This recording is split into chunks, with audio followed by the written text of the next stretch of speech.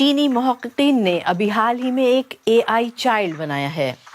جی ہاں، آپ نے یہ ٹھیک سنا، اے آئی گرل فرینڈز اور اے آئی پالتو جانوروں کے بعد اب بچے بھی آرٹیفیشل انٹیلیجنس سے تیار کردہ مصنوعات کی فہرست میں شامل ہو گئے ہیں۔ لیکن اس سے پہلے کہ ہم خوف زدہ ہو جائیں، آئیے اس موضوع کی گہرائی میں چلیں اور دیکھیں کہ اس سب کا کیا مطلب ہے۔ ٹانگ ٹانگ سے ملیے۔ بیجنگ کے institute for general artificial intelligence کی طرف سے تیار کردہ ورچوئل بچہ یہ بالکل نیچرل گفتگو کرتا ہے، سیاق و سباق سمجھتا ہے اور اپنی بات چیت میں ربط برقرار رکھنے کی صلاحیت رکھتا ہے۔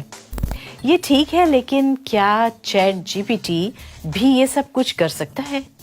جو چیز ٹانگ ٹانگ کو دوسرے اے آئیز سے منفرد بناتی ہے وہ اس کی خود مختاری ہے۔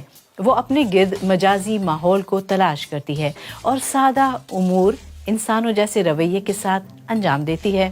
کوئی چیز گر جائے یا چھلک جائے تو یہ اسے صاف کر دیتی ہے۔ اگر کسی تصویر کا فریم ٹیڑھا لگا ہوا ہو اسے سیدھا کر لیتی ہے اور کسی اونچی جگہ تک رسائی کے لیے کرسی پکڑ لاتی ہے۔ یہ سب کچھ بغیر کسی پروگرامنگ کے یہ خود کرتی ہے۔ ساتھ ہی یہ جذبات پہچاننے اور محسوس کرنے اور ان کے مطابق جواب دینے، ماضی کے تجربات سے سیکھنے اور وقت کے ساتھ ساتھ موافقت کے ساتھ چلنے کی صلاحیت رکھتی ہے۔ اس کی تخلیق کرنے والے ایک دن مصنوعی جنرل انٹیلیجنس یا اے جی آئی حاصل کرنے کی امید میں ہیں۔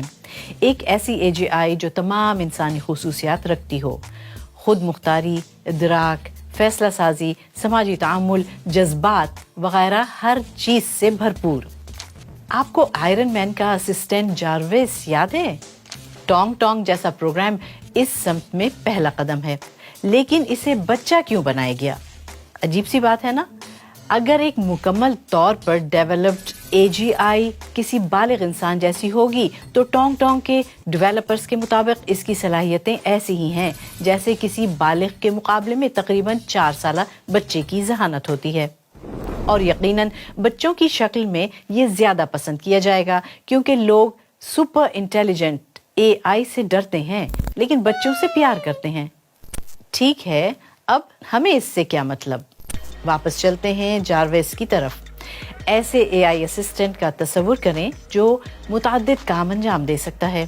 یہ آپ کے لیے ایک ای میل کا جواب دیتا ہے، آپ کی ڈاکٹر سے ملاقات کا وقت بک کرتا ہے اور یہ اندازہ لگا لینے کے بعد کہ آپ کو نیند آ رہی ہے، آپ کی کافی مشین کو ہدایت دیتا ہے کہ آپ کے لیے لاٹے مکیاٹو تیار کرے۔ یہ سب کچھ برا تو نہیں لگتا، لیکن یہ الگوریدم صرف ذاتی معاون نہیں ہوں گے۔ ایک اے آئی جو سیاق و سباق اور جذبات کو سمجھتی ہے وہ خود مختار فیصلہ کرنے کی صلاحیت رکھتی ہے۔ اسے صارفین کی خدمات جیسے شعبوں میں استعمال کیا جا سکتا ہے۔ لیکن جیسا کہ ہم سب چیٹ جی پی ٹی کو پسند کیے جانے کے بارے میں جانتے ہیں، اس سے کوئی فرق نہیں پڑتا کہ اے آئی کتنی ہی ذہین لگتی ہے یا فضول مواد پیدا کر سکتی ہے جسے آپ محسوس یا غور بھی نہ کرتے۔ ایک اے آئی ماڈل جو خود اپنے طور پر کام کرتا ہے کبھی کبھی جانوں کے نقصان کا سبب بھی بن سکتا ہے۔ مثال کے طور پر طبی شعبے کو ہی لے لیجئے۔ آرٹیفیشل جنرل انٹیلیجنس یا اے جی آئی سرجری اسسٹ کرا سکتی ہے، تشخیص یا نئے علاج کی تحقیق میں مدد کر سکتی ہے، لیکن اگر اس میں کچھ غلط ہو جائے تو انسان کی صحت خطرے میں پڑ سکتی ہے۔ لہٰذا ہمیں اس طرح کی کسی چیز کے خطرے کو کم کرنے کے طریقے تلاش کرنے کی ضرورت ہے۔ اور جیسے جیسے ہم الگوریدم کے قریب جاتے ہیں جو انسانوں سے انتہائی نزدیک اور ناقابل شناخت ہوتے ہیں، ہمیں اس کی ضرورت ہو سکتی ہے۔ اے آئی کے ساتھ تعلقات پر نظر ثانی۔ ایک اے آئی بچہ شروع میں تھوڑا سا خوفناک لگتا ہے، لیکن یہ دراصل ان لوگوں کے لیے ایک آپشن ہو سکتا ہے جن کے ہاں بچے نہیں ہو سکتے، یا ان والدین کی مدد کر سکتا ہے جنہوں نے اپنے بچے کھو دیے ہوں۔